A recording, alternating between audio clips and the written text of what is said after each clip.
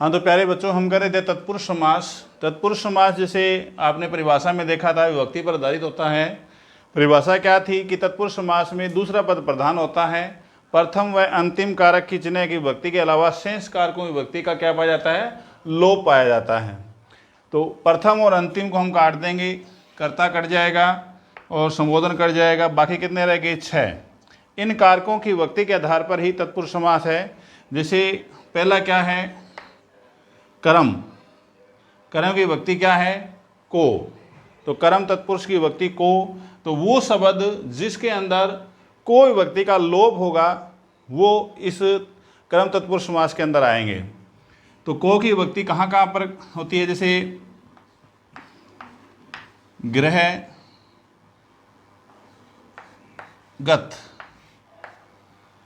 और हो जाएगा सौरग, प्राप्त। ये 2 उदाहरण दे दिए मैंने आपको। सौरग को प्राप्त, सौरग को प्राप्त, और ग्रहगत, ग्रह को, गत मतलब गया हुआ, ग्रह गत, ग्रह को गया हुआ, सौरग को प्राप्त, ये हो गया। अब देखिए इसमें और इसमें, ये दोनों समासिक शब्द हैं, समास हैं। विग्रह किया, ये विग्रह है, विग्रह के अंदर कोई व्यक्ति, कोई व्यक्ति, तो कोई व्यक्ति किस में है, कर्म में। तो कौन सा समास हो जाएगा, कर्म तत्पुरुष समास। दोनों में कौन सा हो जाएगा, कर्म तत्पुरुष समास, कर्म तत्पुरुष समास इसमें हो जाएगा। समझ आ गया। अब इसी तरह दूसरा देखिए, करण कारक है, व्यक्ति से या के द्वारा। 2 तरह की होती है, से या के द्वारा। से भी व्यक्ति होती है और के द्वारा भी होती है। तो इस तरह से वो शब्द ढूंढने हैं जिनके अंदर से और के विभक्ति हो, तो वो करण तत्पुरुष समास हो जाएगा। फिर से और के द्वारा, जैसे तुलसी कृत, तुलसी कृत, तुलसी कृत, और लिख देते हैं हस्तलिखित, हस्तलिखित। अब इन समास का हम क्या करेंगे, विग्रह करेंगे। तो तुलसी के द्वारा कृत, हस्तलिखित क्या हो जाएगा, हाथ से लिखित, हस्त लिखित। तो के द्वारा और से दोनों विभक्ति इसके अंदर हैं, और इस शब्दों के अंदर के और से इन विभक्तियों का लोप है। तो से विभक्ति किसकी है, के द्वारा किसकी है, करण की। तो कौन सा हो जाएगा, करण तत्पुरुष समास। कौन सा हो जाएगा, करण तत्पुरुष, करण तत्पुरुष समास। इसी तरह से अब आगे संप्रदान विभक्ति के लिए ये मैं साफ कर देता हूं ताकि ऊपर वाला आ जाए।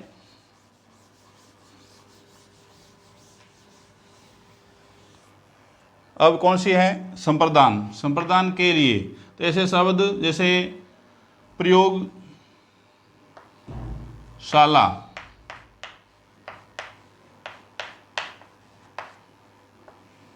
रा खर्च, ये 2 शब्द लिख दिए, दोनों समास हैं। विग्रह करेंगे तो क्या आ जाएगा, प्रयोग के लिए शाला,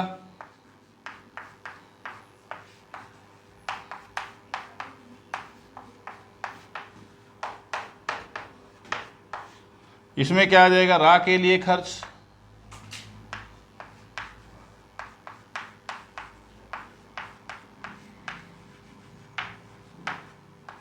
दोनों विभक्ति कौन सी है, के लिए। के लिए किसकी विभक्ति है, संप्रदान की। तो कौन सा समास हो जाएगा, संप्रदान तत्पुरुष समास। कौन सा हो जाएगा, दोनों में संप्रदान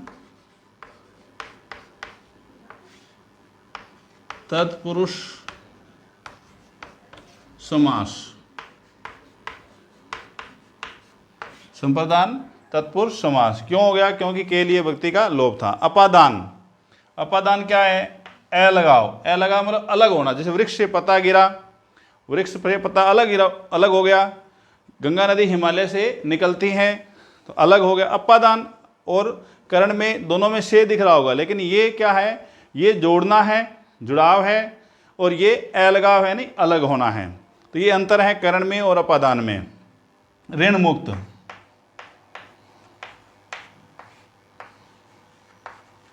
ऋण मुक्त तो क्या हो जाएगा? ऋण से मुक्त। विग्रह क्या हो जाएगा? ऋण से मुक्त। मुक्त मतलब अलग हो रहा है, मुक्त मतलब अलग हो रहा है। इस मुक्त का मतलब क्या हो गया? अलग हो गया। से व्यक्ति का है तो क्यों से हो जाएगा?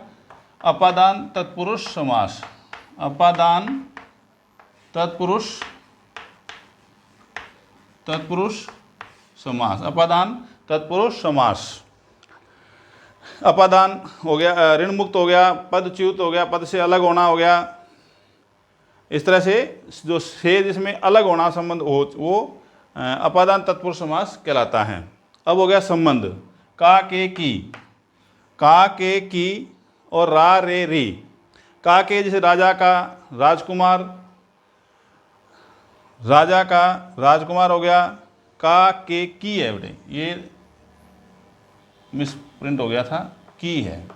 निषेध के अर्थ में किसी शब्द से पूर्व ए लग जाए, अन लग जाए, ना लग जाए, गैर लग जाए आदि लगाने से जो समास बनता है उसे क्या कहेंगे? नए तत्पुरुष समास।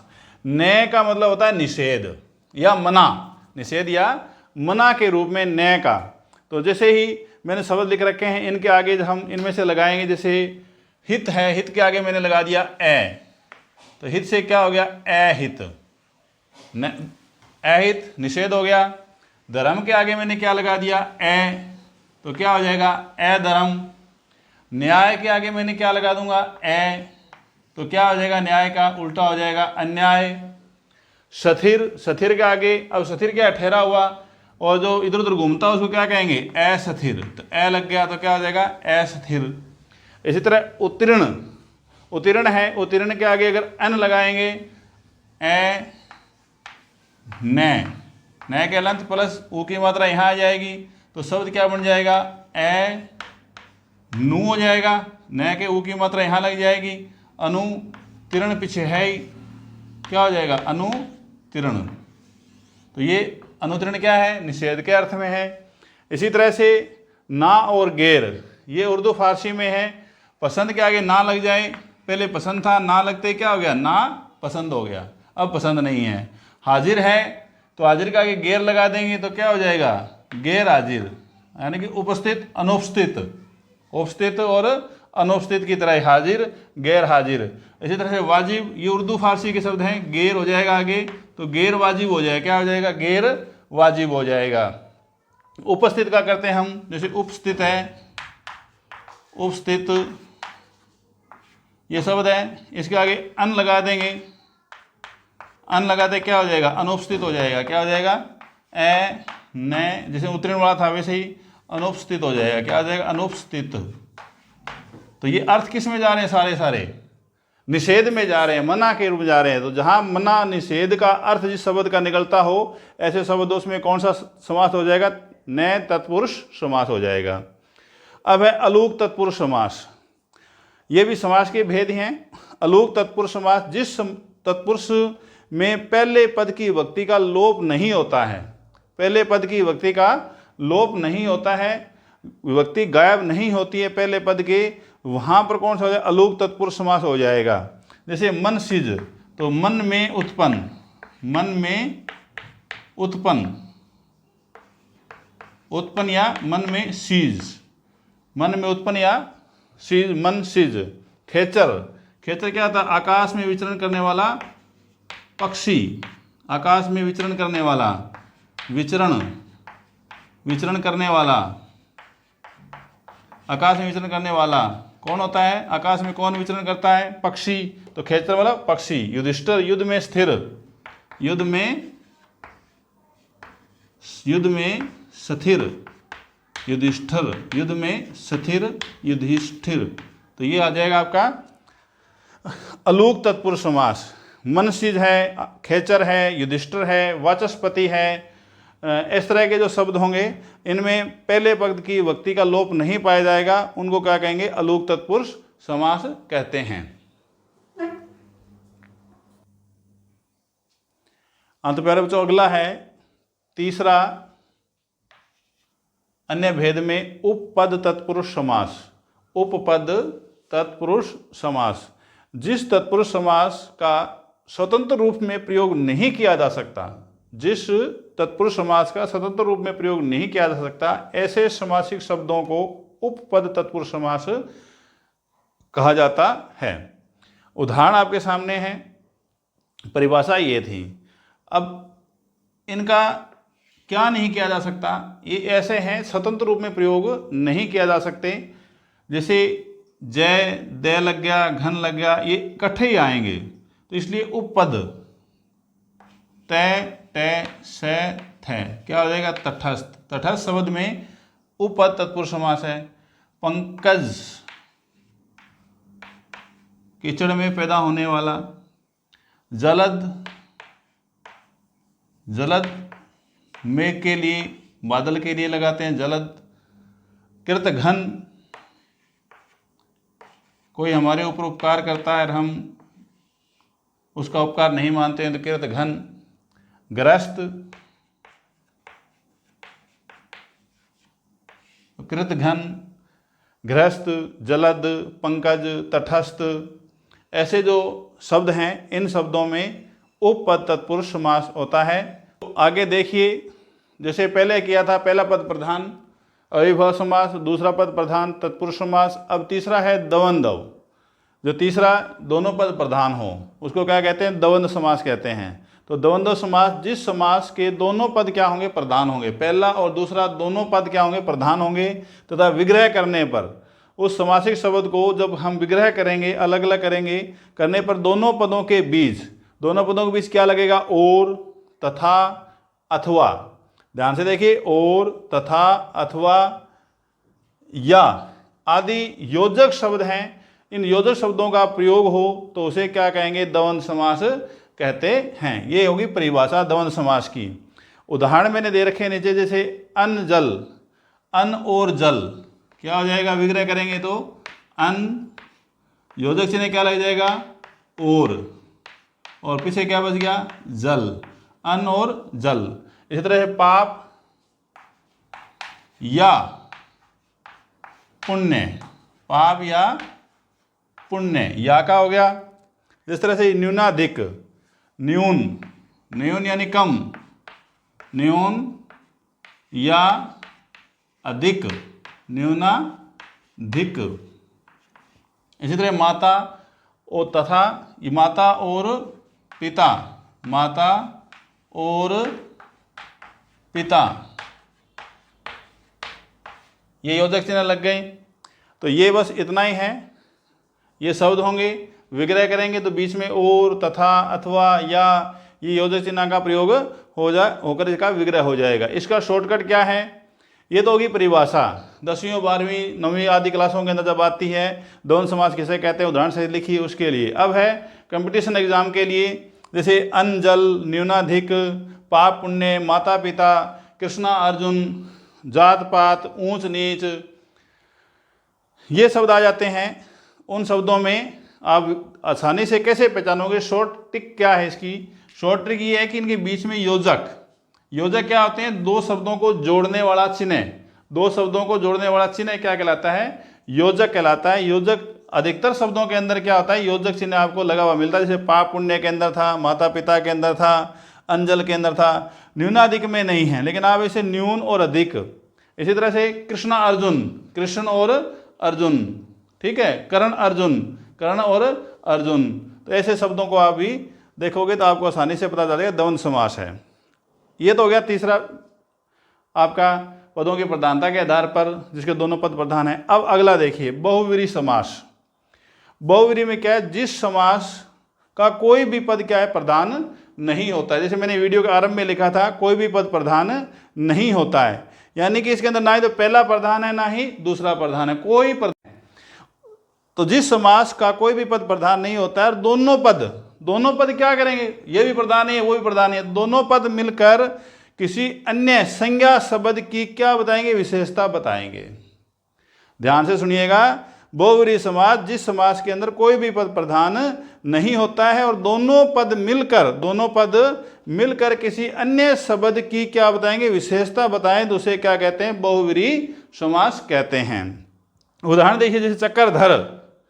अब चक्रधर को विग्रह करूंगा मैं, तो चक्र को धारण करने वाला, चक्रधर, चक्र को धारण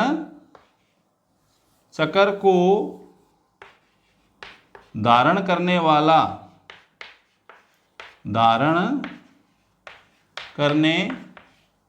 वाला, इसकी शॉर्टकट बताऊंगा मैं, शॉर्ट ट्रिक है इसकी बहुत बढ़िया, आसानी से पहचानने की। नहीं तो क्या है, बहुव्रीहि समास और आप दूसरे समासों के अंदर जैसे कर्मधारय समास है या फिर द्विगु समास, विशेष तौर पे बहुव्रीहि समास और कर्मधारय समास के अंदर कंफ्यूज हो जाते हैं, क्योंकि बहुत से शब्द ऐसे हैं जो बहुव्रीहि में मिलेंगे आपको और कर्मधारय में मिलेंगे। वो जब मैं कर्मधारय में जाऊंगा तब आपको समझाऊंगा, तो ध्यान से देखिएगा। चक्रधर, चक्र को धारण करने वाला।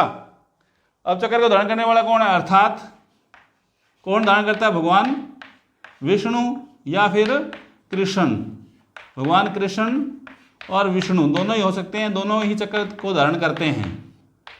त्रिशूल को धारण तो शिव करते हैं, लेकिन चक्र को धारण विष्णु या कृष्ण करते हैं। दशानन, 10 है आनंद जिसके, 10 है आनंद जिसके। अब किसके 10 आनंद है, 10 आनंद मतलब सिर, अर्थात क्या हो जाएगा, रावण। तो ये रावण की विशेषता बता रहा है। गजानन, गज के समान है आनंद, आनंद क्या है, सिर। अब गज मतलब हाथी, गज के समान आनंद है जिसका, आनंद है जिसका, गज के समान आनंद है जिसका। आनंद मतलब सिर, गज मतलब हाथी, हाथी के समान किसका सिर है, अर्थात गणेश। कौन है, गणेश, गणेश। तो ये आपका क्या हो गया, बहुव्रीहि समास हो गया। ध्यान से देखिए, मैंने कहा था शॉर्ट ट्रिक बताऊंगा, नहीं तो आप कर्मधारय में और बहुव्रीहि के अंदर कंफ्यूज हो जाओगे। तो परिभाषा, एक तो परिभाषा याद रखनी है, जिस समास का कोई भी पद प्रधान नहीं होता है, दोनों पद मिलकर किसी अन्य संज्ञा शब्द की विशेषता बताता है। लेकिन विशेषता बताने के साथ अंत में जब हम इन शब्दों का विग्रह करेंगे तो अंत में कुछ शब्द निकल कर आएंगे। जैसे इसमें निकल कर आए थे वाला, वाली, जिसका, जिसकी, और क्या आया था, वाला, वाली, जिसका, जिसकी शब्द आने चाहिए। ये शब्द आएंगे तभी क्या होगा, किसी संज्ञा शब्द की विशेषता बताई जा रही है। ये शब्द ही हैं जो क्या कर रहे हैं, संज्ञा शब्द की विशेषता बता रहे हैं।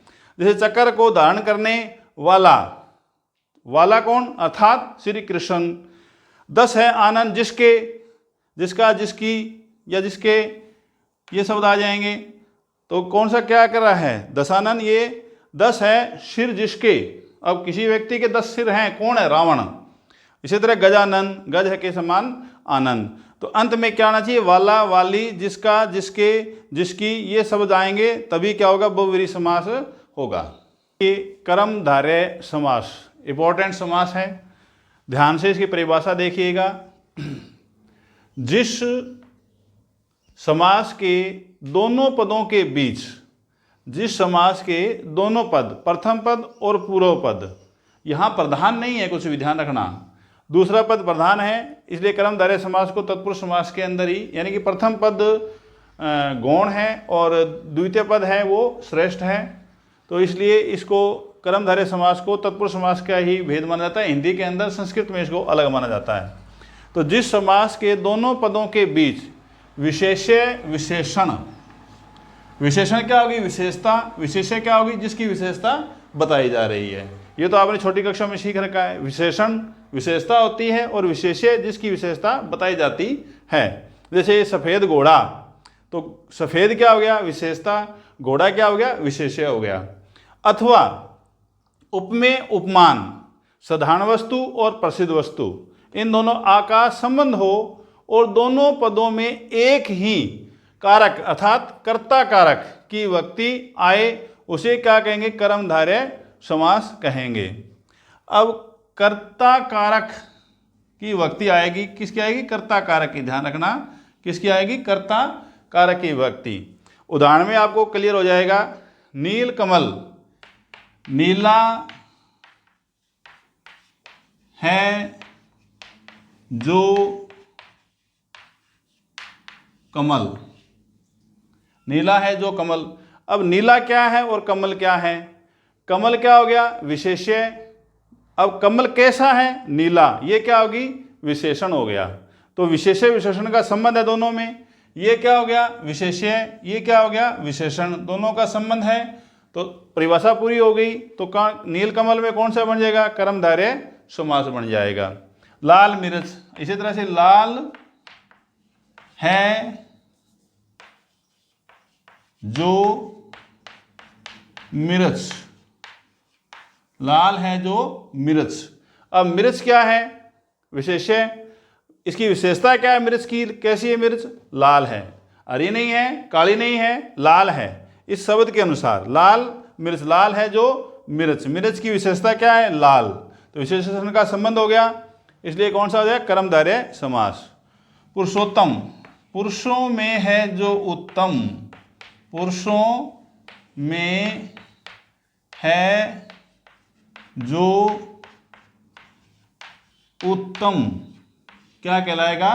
पुरुषोत्तम। पुरुषों उत्तम, उत्तम क्या हो गया? विशेषण हो गया। पुरुष क्या हो गया? विशेष्य हो गया। पुरुषों में है जो उत्तम, तो इसमें भी क्या हो गया? विशेष्य विशेषण। नीलकंठ, नीला है जो कंठ, नीला है जो कंठ, कंठ क्या हो गया? विशेष्य। नीला क्या हो गया? नीला क्या हो गया? विशेषता।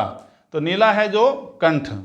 गुरुदेव, गुरु रूपी देव, गुरु रूपी देव, देव किसके समान है? गुरु। उपमेय उपमान का संबंध हो गया। गुरु रूपी देव, उपमेय उपमान का संबंध हो गया। तो कौन सा समास हो जाएगा? कर्मधारय समास हो जाएगा। अब शॉर्टकट क्या है? कई बार विग्रह क्रिया आ जाता है, ये दे देते हैं, ये दे देते हैं, या ये दे देते हैं, पिछाने कैसे? एक तो ये आपके पास है विशेष्य विशेषण वाला संबंध, उपमेय उपमान वाला संबंध।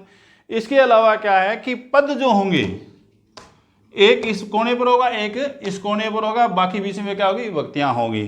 तो दोनों कोने पर जहां भी विग्रह पर मिल जाए, दोनों कोणों के ऊपर आपके पद हैं, इसका मतलब कर्मधारय समास है।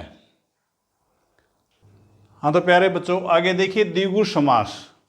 द्विगु समास किसे कहते हैं? उदाहरण से लिखिए, सीधा 2 नंबर में प्रश्न आता है।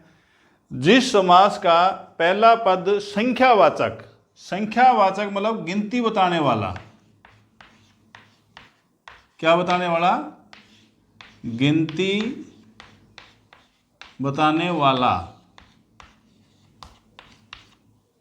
संख्यावाचक का मतलब क्या होता है? गिनती बताने वाला। पहला शब्द क्या होगा? गिनती बताएगा। 1 है, 2 है, 4 है, 5 है, 10 है, 100 है, 1000 है, ऐसे गिनती बताएगा।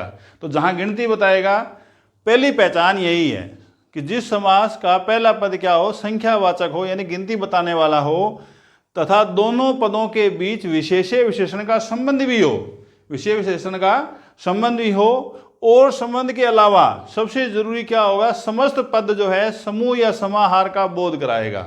समूह या समाहार का, 2 चीजें विशेष तौर पर याद रखनी है। पहला संख्यावाचक होगा, संख्यावाचक तो होना ठीक है, लेकिन समूह या समाहार का बोध कराना जरूरी है। अगर खाली संख्यावाचक है, उसको देखकर आप अगर द्विगु समास कर देते हो तो वो गलत हो जाता है। क्या हो जाता है? गलत हो जाता है। अब गांठ बांध लो इस बात की कि पहला संख्यावाचक देखते ही सीधा आंख बंद करके क्या कर देना है? द्विगु समास नहीं कर देना है। जैसे नाम से पता चला द्विगु, 2 गायों का समूह, नाम से ही है, समूह है। क्या है? समूह। समूह पे फोकस करना है, समूह पे। 2 गायों का समूह, 2 गायें तो हो गई, संख्यावाचक तो हो गया, संख्यावाचक तो ठीक है, लेकिन समूह और समाहार भी देखना जरूरी है, समूह और समाहार देखना भी जरूरी है। तो परिभाषा क्या होगी? जिस समास का पहला पद संख्यावाचक हो, दोनों पदों के बीच विशेषण विशेषण का संबंध हो और समस्त पद समूह या समाहार का बोध कराए, तो वहां कौन होगा? द्विगु समास हो जाएगा। उदाहरण के माध्यम से आपको और चीज समझ आई। सतसई, 700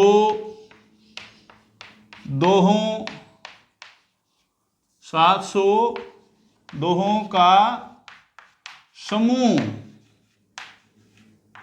सतसई, बिहारी सतसई के द्वारा रचा गया ग्रंथ है सतसई। 700 दोहों का समूह, 700 दोहों का समूह है ये, इसलिए इसको क्या कहता है? सतसई। ये आमेर के राजा सवाई जयसिंह के दरबारी कवि थे और सतसई बहुत बड़े ही कवि रहे हैं। इनके लिए कहा जाता है कि सतसया के तीर देखन में छोटे लगे, घाव करे गंभीर। यानी कि छोटे जरूर हैं लेकिन इनका जो अर्थ निकलता है बहुत बड़ा है। सतसई, 700 दोहों का समूह या समाहार। चौरा, 4 राहों का समाहार।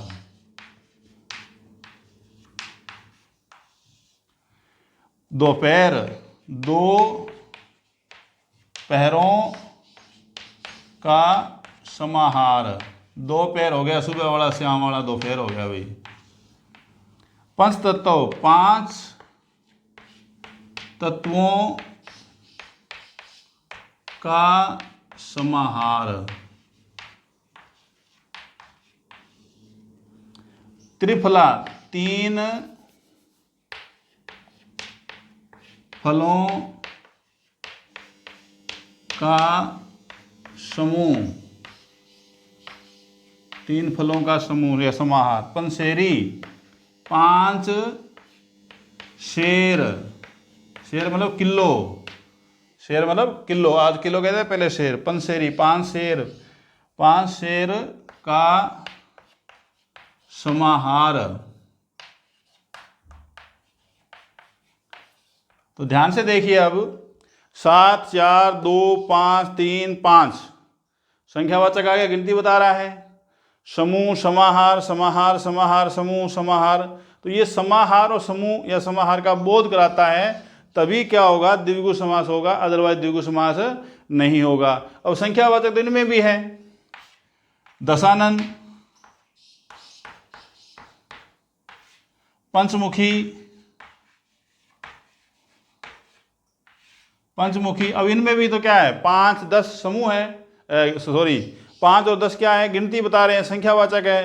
इसका मतलब ये थोड़ी इसमें द्विगु समास है, द्विगु समास नहीं है। 10 सिरों का समूह या समाहार नहीं होगा, वो विशेषता बताएगा। तो वो वहां पर बहुव्रीहि के अंदर क्या देखना है? वाला, वाली, जिसका, जिसकी। और द्विगु के अंदर क्या देखना है? संख्यावाचक हो लेकिन समूह या समाहार का बोध करवा रहा है, तब क्या होगा? द्विगु समास होगा। समास के अंदर हमारे सभी 6 के 6 भेद पूरे हो गए हैं। और कौन कौन से किए थे? जैसे कि हिंदी के अंदर क्या होता है? पदों की प्रधानता के आधार पर कितने भेद माने जाते हैं? 4 भेद। हिंदी के अंदर पदों की प्रधानता के आधार पर 4, संस्कृत में 6 माने जाते हैं। 6 और 4 का भेद क्यों है?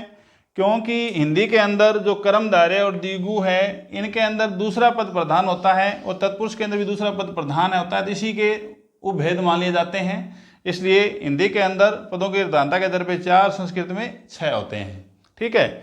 कौन कौन से किए थे? अविभाव समास किया था, जिसका पहला पद प्रधान और शेष अवयव का काम करें। तत्पुरुष समास में 6 कारक के आधार पर, कारकों की विभक्ति के आधार पे कौन कौन सी? कर्ता को छोड़ दो, कर्म तत्पुरुष समास, करण तत्पुरुष समास, संबंध तत्पुरुष समास, संप्रदान तत्पुरुष समास, अधिकरण तत्पुरुष समास और अपादान तत्पुरुष समास। ये 6 हमने समास किए। 3 इसके उपभेद किए।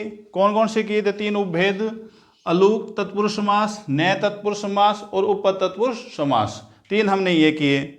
इसके बाद हमने किया द्वंद्व समास, बहुव्रीहि समास। द्वंद्व समास में दोनों पद प्रधान होते हैं, बीच में योजक चिन्ह होते हैं, और तथा अथवा या लगता है। बहुव्रीहि समास जिसका कोई पद प्रधान नहीं होता, समस्त पद क्या करते हैं कि संज्ञा शब्द की विशेषता बताते हैं, दशानन, पंचमुखी वगैरह।